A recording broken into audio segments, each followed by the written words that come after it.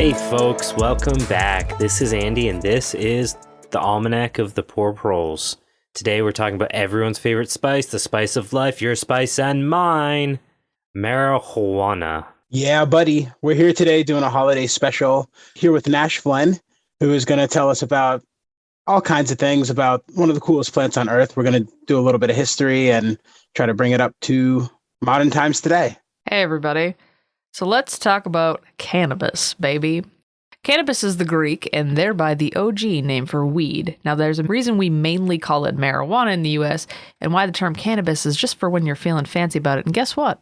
Is it a racial issue? Ding, ding, ding. It's racist. But more on that in a few minutes because the history of cannabis actually predates written history. And I'd like to think that means it also predates racism, but I'm not that much of an optimist. Well, that's a can of bust. What, nothing? Fine. So, wait a second. Weed predates written history. It sure does, buddy. Evidence suggests that humanity has been cultivating marijuana for use as a textile fiber as hemp for 10,000 years, but its use as medicine is slightly closer to our time. The father of medicinal marijuana, or so we think, is an ancient Chinese emperor/deity called Sheng Nung. Yeah, so there's two different kinds of, cannabis, sativa. Hemp is the cool cousin of cannabis, but doesn't produce or produces in small amounts, trace amounts, the psychoactive chemical in cannabis that you buy in adult recreational use or medical facilities. Hemp is the one that is used for fibers to make textiles, rope, and even some plastic-like materials. But really, is there anything ancient China wasn't good at? No. Ancient for a reason, I guess. China, they're not sending their best herbs. Oh my god, Trump definitely uses a hard H when he says herbs, doesn't he? Uses a hard R, first off, Matt. Ooh, contention in the almanac. They both work. Herbs. So Shang Nung is one of the 3 celestial emperors who lived prior to written Chinese history. The celestial part was largely meaning he's part god, which is both cool and definitely how I assumed the history of weed would start. But Shang Nung isn't just credited with the advent of weed as medicine. In fact, Andy's gonna love him. Big silvopasture guy. You don't know what that means. It's okay. Correct, I don't. He was the father of farming, actually. He's credited with the invention of the hoe, the plow, the axe. Be a boss. Never forget how to hoe. I'm not done. Irrigation wells. Damn. Still not done. Weekly farmers markets and the preservation of seeds. No wonder he was a god. Oh, and acupuncture. Done now? Yeah. Hang on, wait. Shenang was absolutely killing it. Talk about like a pillar of the community. Well, I mean, he also theoretically invented the use of plants as medicine, but that was sort of implied already. And he shared it with the world. Let's call it spreadicin. Oh my god, I think Andy is trying to flex for a comedian. Hey, don't hurt yourself, big guy. Ah. Yikes. Anyway, our boy uses cannabis to help treat gout, malaria, rheumatism, and then basically all the other diseases. His book, The Divine Farmer's Herb Root Classic, is the first mention of medical marijuana in recorded history at around 2700 BCE. But the book itself dates from around 50 BCE, or at least the copy that exists does. It appears to have been written or compiled during the Western Han Dynasty, which is several thousand years after Shang Nung existed, if he existed. And I say if because A, history can be a bit in the weeds that far back, and B, his and B, okay, I'm done. And B, his followers say he could look inside of his own body to see how plants were affecting his health, which probably was pretty unlikely. Depends if he was also working with mushrooms. Just saying. But his influence is a huge part of Chinese folklore and farming practice, and hell yeah, using weed as medicine. He was basically ancient Chinese Jesus, and is as likely to have actually existed. The highest of fives to China. Thank you very much. Hell yeah, cure-alls, dude. China was using the plant for hundreds of years before that as fiber to make paper, fabric, and rope. Shang Nung just decided that maybe it would also be helpful if it was lit on fire. This podcast is about one thing and one thing only. The immortal science of fire. The fire beavers, dude. The theory rings true a little bit, I think. It isn't to say that they were just using it as medicine either. We've got plenty of evidence to say they were just using it to get high, for religion. For God. For insights and shit. It's all about perspective, man. And cannabis in the ancient Asiatic region wasn't just limited to the living either. In fact, weed, burned and not burned, appears in multiple grave sites excavated by archaeologists. Delightfully, archaeobotanists working in the Gobi Desert in 2008 found 2 still green pounds of it in the grave of a shaman. Did they actually find 2 pounds, or did they just report finding 2 pounds? I can only hope that they were cool enough to keep a pound at home for themselves. After testing, they confirmed it was very close to some of the varieties of weed still grown and smoked today. It still definitely contained THC.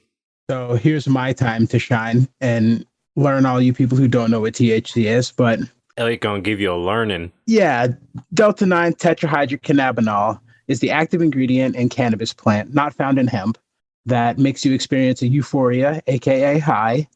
It can be neat, I think, if you can remain calm. But it does elevate suppressed emotions that can manifest as paranoia, but it's called getting high because it can raise those things way deep down that you don't want to think about, but maybe you should deal or cope with them to grow as a person in time. Nope. I want shirts that just say weed. Nope. It can be neat. It can be neat. That's the whole slogan. That's the show. Good night, everybody. That's like the anti-dare program.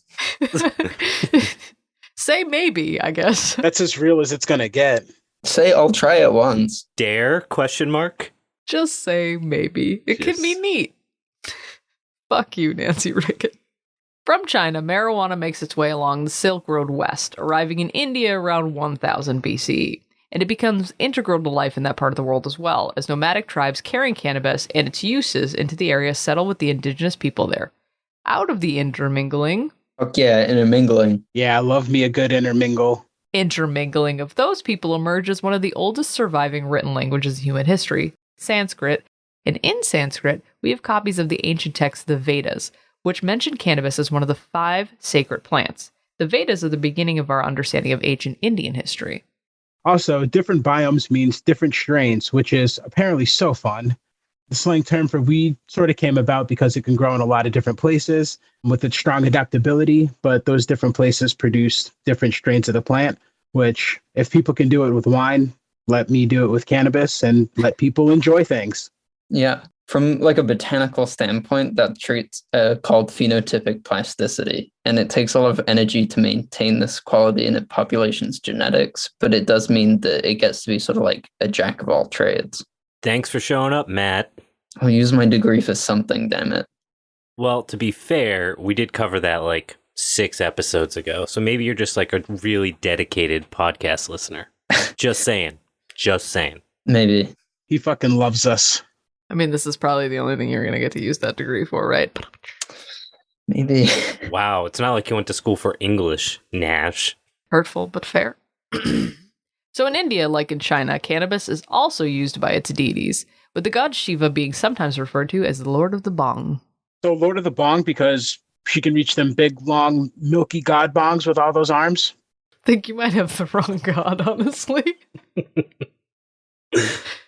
No, Bong, Bhang, the Hindu word for cannabis. So the title's still available. I'm working on it. I'm going to claim it. Now, to get me more of those god arms, and I don't mean guns this time, and holy shit, don't tell my wife I said that. Lord of the Bong. Is that like Lord of the Flies, but for people who are high? Wait, Lord of the Don't fucking say it. Lord of the Highs.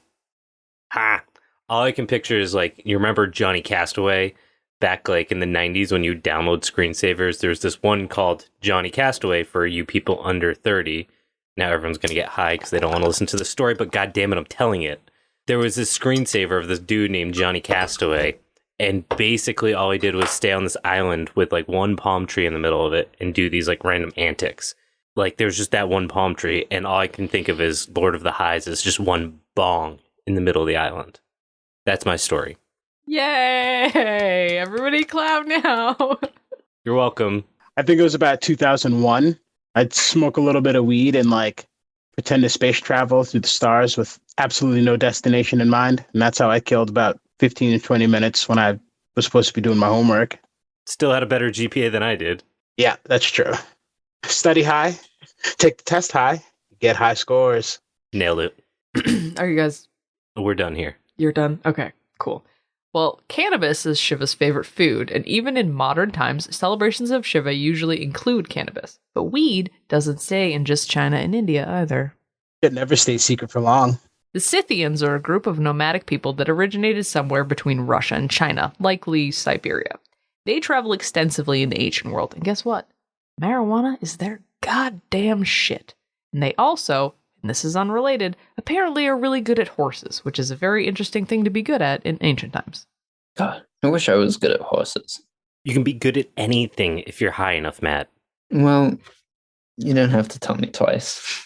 The Scythians are also super scary, and even though they don't write records of their own, the ancient cultures surrounding them in 900 BCE make note of how goddamn terrifying they are.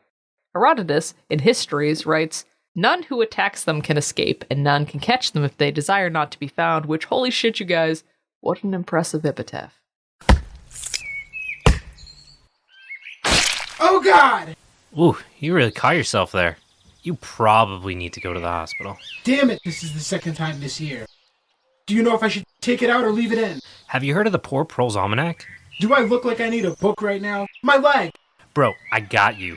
It's a podcast. We can play it on the ride in the wee-woo. It'll help you learn all this kind of outdoor stuff. The wee-woo, what the... Stay focused, bro. Let me pull it up. Bro, did you know you can make coffee out of acorns? You alright? Okay, so good at horses because they murdered everyone who said otherwise, and they probably had shitty weed. And it is literally written in the histories, so I guess it is an impressive epitaph. They're going to be so much cooler when I tell you that the Greeks made specific notes that the Scythians really didn't take baths in the traditional sense, but they did love a good steam. And into their cool-ass ancient sauna, they tossed a bunch of hemp on the floor because, honestly, why not? So what you're saying is basically weed spreads like a weed to the rest of the world. But No, we're not saying that. We're not editing anything out, ever. Ever again. I'm firing Dom. Sorry, Dom. This is how you find out. No more edits. We're doing it live. It falls back on you, idiot. We're doing it live. Every day I regret more and more the gross misuse of slang and verbal abuse of puns on this podcast. I swear to the weed god. We're doing way too many Alex Jones commentary these days. I don't know what's happened to us. Carry on. At this point, the ancient world is trading and collaborating and fighting all of the time, so we just sort of tags along for the ride. Is this where, like, the ass, gas, or grass came from? Tagging along for the ride? Yeah. Yes. Yeah. We had to let him have one. In Mesopotamia, cannabis is used spiritually and medicinally. Its medical uses grow to include treating lice, skin lesions, and certain kinds of lung diseases. As it makes its way to Egypt, it gets associated with the sun god Ra and is used in burial rituals. But the Egyptians don't just stop there. They add topical applications to its medical arsenal, and that includes inflammation of the vagina. So, weed is basically both the duct tape and the WD-40 of the ancient world, right? But wait. What is inflation of the... You know what? Inflation? You're such an accountant. Inflammation. Inflammation. Yes. Don't put that pussy on a pedestal, Andy. No, not my America or Egypt, I guess. Oh. I'm sorry. I'm here for your content. You just Thank keep God. me around. I'm like the golden goose. They're laughing at you, clown. You're welcome. They definitely are. Yes, they're laughing with me, first off. The world laughs with me, Elliot. It's not how clowns work. Was marijuana used for everything? Yes, but for legal purposes, please keep both marijuana and duct tape far away from the modern human vagina. What about WD-40? Also that. You sure? Yes. It does fix everything. Not that. Okay. Not inflation of the human vagina. So is this just regular weed-induced paranoia, or why are there lawyers or like suits with you? Oh, they follow me around just in case. In case of... I can't say. But what I can say is that we can't talk about ancient marijuana use without quickly visiting our friends in Iran. Flawless transition. Thank you. Good at that. Iran is, in ancient times, the kingdom of Persia. Iranian culture is in part branched from the pre-Hindu people heading through the mountains, some of whom going to India, and others to Assyria and Babylon. They use cannabis as a beverage, and that beverage informs the shamanic rituals that become the Zoroastrian faith. Okay, so that's the ancient world in marijuana. How do we get to where we are, like, now from, like, a time when it was cool, not in, like, the hipster way? What a question. There's a lot of traveling between the ancient world and maternity. Maternity? Oh, man. I don't think that's the one That's I what wanted. happens when you have the inflation of the vagina. You have maternity. Are you fucking contagious? I don't know, Elliot. Am I? I swear he just makes shit up. There's a lot of traveling between the ancient world and modernity. The plant makes its way to the west, but largely as a fiber plant again. It travels with the colonists from Europe to North and South America, but let's skip ahead a little bit and talk about the elephant in the room. Sorry, that's mine. No, I can move Wait. it. Like, no one sees. Nope. If there's elephants, that means peanuts. Anyway, let's talk about how marijuana becomes the big bad of America. It's already here in the good old colonies in the 17th century, but largely white people are using it for fibers again. It gets grown as a cash crop for making rope, clothes, paper, sails. If you could dream it, you could do it with hemp. Even the founding fathers had cannabis crops. Leave it to, like, white dudes to grow fucking fields of wheat and be like, hey, this makes great rope, and that's fucking it. Give me some of that piss moonshine so I can die of cirrhosis in 10 years. I mean, to be fair, it was the 17th century. I think you want him to be dead inside of 10 years. But I am telling you that, yes. I can also tell you that they called it Indian hemp, which, given that they basically relied on it for everything, was pretty fucking uncool. Anyways, it stays as a fiber plant until the mid-19th century, when our good friend William Brooke O'Shaughnessy, an Irish doctor, that was irrelevant to add, introduced the West to its medicinal uses after living in India for a while. Ah, yes, the famous white man doing white man things. So it starts getting popped into medicines at pharmacies. And the cool thing about lots of those medicines is they contained more than just fun-time marijuana. Cocaine and arsenic were also big in the medicine scene back in the day. Elliot, hit me with that foreshadowing. Yeah, so everybody knows smoking weed as a recreational drug grows in popularity in the more underground cultures of the time. Largely jazz clubs, musicians, and Mexican immigrant workers were known to partake and imbibe. And so it's used to cultivate a racist fear of the drug for mainstream America that culminates in an infamous bullshit vehicle that we'll get to shortly, which is only entertaining high. So I'll just leave it at that. Why are you looking at me like that? Like what? Oh, nothing. To add to the fear of it, they start to use the term marijuana instead of cannabis to disassociate it from the medicinal use and instead rely on good old racism and hatred of Mexican immigrants, because marijuana is the Spanish word for the plant. Elliot? The Angolan word mariamba came up through Mexico as marijuana, sort of homophones and people mishearing and misunderstanding it. That's where it sort of came up. And then we started spelling it with a J. I think it was spelled with an H and lost in translation. But then we also have the fun word pot, which I think is, I can't stand it, but that does have the root word patiguaya, or patacion de guaya, which is a wine drink that they would make with cannabis. Called it the wine of grief. So that's sort of like the origination of the two words that we use. And then I don't really know when weed took over, but it's easier to say than all of those. But I'm assuming here in America, this all gets worse during like the Great Depression, right? Yes, thank you. By 1931, cannabis was outlawed in 29 states, having been connected, that's in quotes, to the influx of Hispanic immigrants and crime earlier in the century. I think we're going to talk about some of the other things that happened during this time period up to this point in another episode in a couple weeks.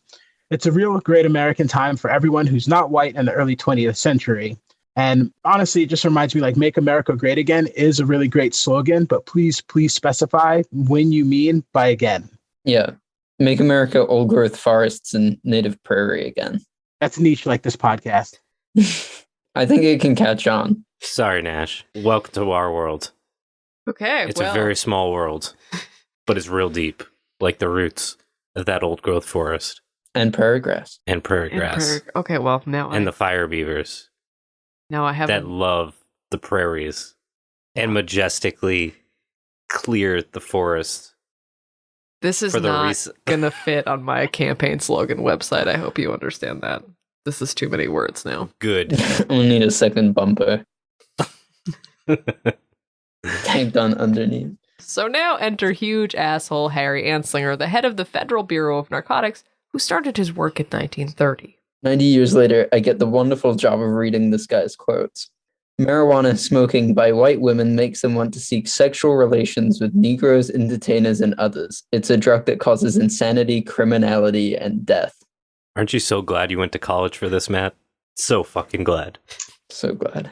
Thanks, Harry. Got anything else to add or maybe apologize for? Another one of his quotes goes, "Reefer makes darkies think they're as good as white men, so probably not."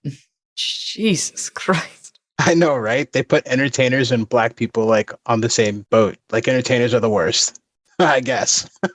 I do want to be clear. Those are real quotes from a government official just doing official government things. Just like today. Just like today. No difference at all. No modern parallels. With Prohibition basically a huge failure, Harry sets his teeth in getting rid of cannabis for good. Not a good canna-buddy. Wait, wasn't everyone still using this for medicine? Yes, indeed. But if it gets banned... Yep. So our lovely boy Harry sets out on a hate campaign, which results in the absolute delight of a film, Reefer Madness, in 1936. Has anyone seen this movie? Yes, I have. And this is that infamous bullshit vehicle that I have referred to earlier. In summation, this movie blames weed for everything that has happened in the era of cancel culture, from hit and run accidents to manslaughter, suicide, involuntary suicide, conspiracy to murder, attempted rape, hallucinations, and just an overall general descent into madness. And it blames it all on cannabis, which is great because if you've ever smoked a joint, you know the hardest thing to do is probably get off the couch and make a sandwich and then get back to the couch and like you forgot your chips on the counter. Like, remember to take the pizza rolls out of the oven. Right. Burnt pizza for everybody. And that's how it begins, the murders. The burnt pizza. Yes. It's almost impressive if you could manage to murder someone really high on marijuana. Like, good for you. Overachiever. But that doesn't bring poor, sad Harry to his happy ending. So he finds one case in 1933 of a known smoker of cannabis who axed his entire family to death. And even though there wasn't very good evidence on that, and also he had completely untreated schizophrenia, Harry convinces Congress in under an hour to pass the Marijuana Tax Act of 1937, which essentially prohibits the sale and use of cannabis throughout America. Which completely ends all marijuana use everywhere, forever. No one listening has ever heard or seen or used marijuana until right now. This is an expose. Correct. No, wait. Potheads underground. Cool people only. Sorry, Matt. Oh, man. Yeah, you can't come. Went to college. Not cool. Fuck. You put that bong down right now, sir. And eventually marijuana becomes a symbol of rebellion as the Vietnam War breaks out. The federal government knows anti-war protesters are common users of the drug. Yeah, and they knew it because they were, selling it. Right. So the government, with Richard Nixon at its head, decided to hit the protesters where it hurts. And in 1970, they issued the Controlled Substance Act, which makes marijuana, heroin, and LSD a Schedule I narcotic. Welcome, friends. The most pointless of all wars. Suck it, hippies.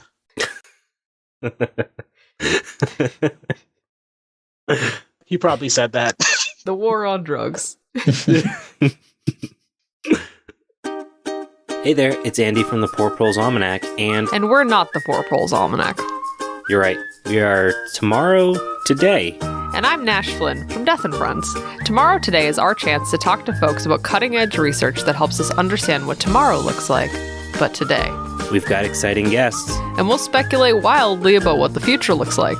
Will the ocean currents slow down in your lifetime, leaving temperate climates decimated? Will we go to Mars? Will we drown in climate-induced ocean floods filled with microplastics? Will new research rewrite the history our children read? Will the sun... Is this going to be another doomer question? No. Tomorrow Today, wherever you get your podcasts, and also on Instagram. Foreshadow me, buddy. As it turns out, making marijuana illegal has negative consequences involving black market drug money that absolutely no one could have foreseen. Oh, wait, I did that. Colombia becomes the #1 supplier and distributor of drugs into the US, and this creates drug cartels. Bum-ba-bow. Woo! Unfortunately, we aren't done being huge fucking idiots in the federal government, and so enters our good friend Ronald Reagan, the McDonald's crown of presidents. I love me a good radio personality turned president. Back-to-back champs. Don't we all? Now, Ronald Fuckface Reagan has a wife, a lovely lady called Deepthroat? No, Nancy. The throat goat. She literally had a reputation for giving that sloppy toppy in Hollywood. Like several people were like, yeah, she was great. Best I ever had. But she didn't do it high, and that's what's important. Fancy Nancy and the Pantsy. Very sober, good at dicks. I mean, that's dedication. Yeah. And it becomes Ronnie's Bride of the White House's mission to end drug use with a lovely little campaign she calls Just Say No, which goes over pretty much exactly how you'd expect. Basically, DARE was like a 101 on where to find drugs and the various modes of consumption. It was like, hey, if you see a pipe that looks like this, it's used for consuming drugs. Now, if you put the drugs in right here... And that's actually what DARE was for me. And I had like a little notebook of all the drugs I was going to try first chance. And then all the other ones that were waitlisted for like hospice or whatever. You think it's because, I'm what, Matt? I was going to say in the same class as Andy. Oh, yeah. Class. That is correct, I guess. If only they had applied the same DARE program tactics to like abstinence-only sex education. This is what a condom looks like, and this is how you put it on, but Jesus doesn't want you to. This is what sin looks like. Your teachers are just banging on the table. I would love it. Oh, good. Increased numbers of Black and Hispanic men end up in prison for nonviolent drug crimes because of the zero-tolerance policy of the Reagan administration approach to the war on drugs. So here's a fun fact. As of 2020, there are 40,000 people in prison for marijuana-related charges in a country where over half the states have decriminalized or legalized marijuana. That was a very fun fact, buddy. Fun. Thank you. Yes, so fun. So fun for private prisons that need to be filled to make money off of human suffering and denying all actual chances of any meaningful rehabilitation to prove these people can be productive, nonviolent members of society. It is kind of fun. So in 1996, California legalizes medical marijuana after being one of the first states to make it illegal in 1913, and many states follow suit over the next few years. In 2012, Colorado and Washington become the first states to legalize marijuana outright. Today, 27 states and the District of Columbia have legalized weed, but it's still federally illegal somehow, which has created a whole host of other problems. One of those problems, delightfully, is taxes. Hell yeah. Now we're in my country. Uh-oh. Uh-oh. Oh. It's not a good country. No. Trust me, I'm there every day. You don't want to be here. I'm a witness. So there's no free rides, even when those rides, quote unquote, are illegal. For example, Al Capone found that out when, despite doing a shit ton of illegal stuff, he actually only went to prison for tax evasion. As the house accountant here, there, and everywhere, this is kind of an interesting subject matter, not just because like the government is acknowledging you're doing shady shit and they're like, I'm sorry, you didn't fill out the right forms and give us our cut, so you're going to prison. Yeah, and that's really what it's all about. They just want their cut. And the government feels like a gang or a mob all the time. They have their colors. They rep specific corners and territory. They have muscle. They take their money. They take your money for your own protection, of course. And I only see important people who matter or make decisions when I'm in trouble. So what else am I missing? Yeah, and this really all goes back to a court decision in 1927, and that was preceded by some language that was changed a few years before. And this all starts with a court case, the United States versus Sullivan, which basically was a case to test this idea of taxing bootleggers. Because what was happening is they were seeing all these bootleggers living these really lavish lifestyles and paying nothing in taxes. And this was really a test case because they wanted to go after Capone, but they didn't want to risk Capone having really good attorneys and being able to get out of it. So they went after someone lower, had a court case basically done and a precedent set, because that's how our court system works. It's based on precedents. And in this court case, Justice Oliver Wendell Holmes Jr. wrote for the court that the Revenue Act of 1921 provided that gross income includes, in quote, gains, profits, and income derived from the transaction of any business carried on for the gain or profit, or gains or profits, and income derived from any source whatever, End quote. What's interesting is that although the original law written in 1913 had included the word lawful before business, Congress removed it in 1921, which is really interesting given what was going on at this time with, prohibition.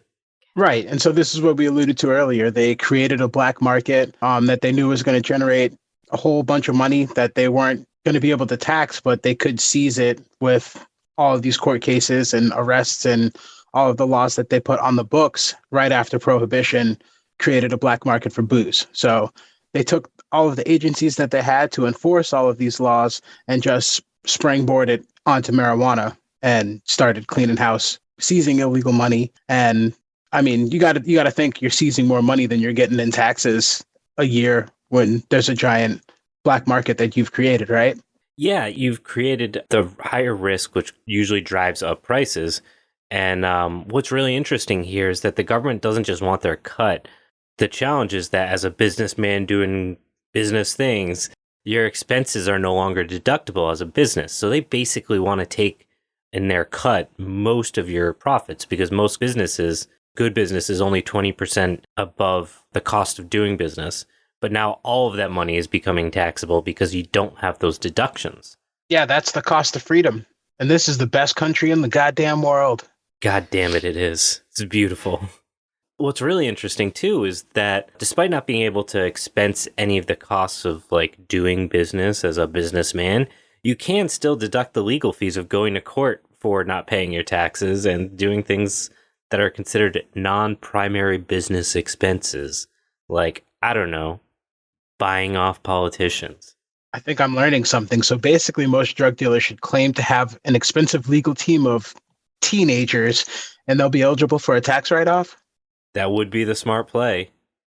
Matt just slid me a post-it note that says, tell a joke? He's very bored. Oh. Does not like confrontation. Insert joke here. Sorry, buddy. Just don't like taxes either. He's like, I thought we were going to learn about weed and laugh. Why are we talking taxes? I always do my taxes high, and I always have to do a revision. So it turns out, study high, do the test high, not necessarily. Get audited high. Yeah. Do not get high. Sometimes they send me more money than I'm actually owed, so it's a wash. There you go. So this gets more complicated, and actually, Elliot can probably speak to some of this, because as a business, if you are doing any kind of sort of legal business, like say in Massachusetts where it's legal to sell weed, but it's not federally legal, you have to do things like, I don't know, have insurance and bank accounts and all those kinds of things. Now, banks can't keep their FDIC insurance by providing a place for illegal businesses or people to hide cash from the government.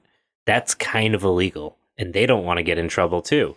So this has become super convoluted because of state and in some cases city legalization and trying to provide an infrastructure for the businesses that are trying to get into this market, which also has this very complicated issue of, like Matt said, there's a bunch of people in prison for these things, and some white frat bro is I'm going to sell weed, and it's going to be super hip and modern. But either way, regardless of that very problematic and racist history and infrastructure, the actual possibility for these businesses to exist is really complicated. Yeah, I can confirm the industry is, for lack of a better word, fucked.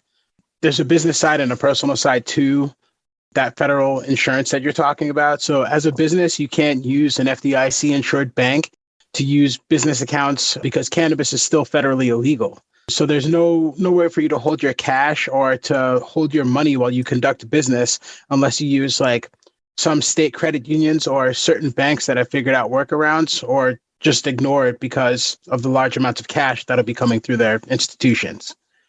On the personal side, if you're employed or you make your money from a cannabis dispensary or grow in some of these states, you might have a hard time securing a mortgage because you're getting illegal drug money. Still, they have federal insurance for a lot of mortgages because the mortgages are serviced by federally insured banks. So you might not be able to get a home loan because the funds that you're getting are considered illegal. But the federal government will still take taxes out of your paycheck every pay period even though they're getting those illegal funds. So that's like that law that Andy was talking about back in 1930. Thanks, United States versus Sullivan, you fucking assholes. Yeah, they really get up in there and get them ducats. Yeah. Anything else you want to add, Nash? I'm just gonna. We're good, right? Like You're good? Yeah. You can do your thing. Yeah. Right. Yeah. Take it. Take it like Nancy Reagan. Yeah. Take it like. Yeah. Mm. How you doing, Nancy? Hit the spot. So good. I don't know how it would sound if you had a dick at the back of your throat. I guess it wouldn't sound like too much.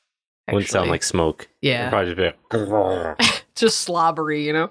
You're all lying. You've all heard it on the internet.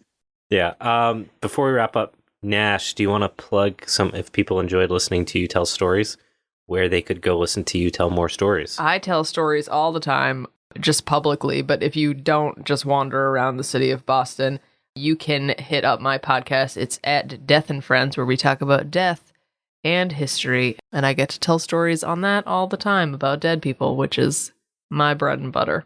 Well, now you can talk about dead Nancy Reagan sucking.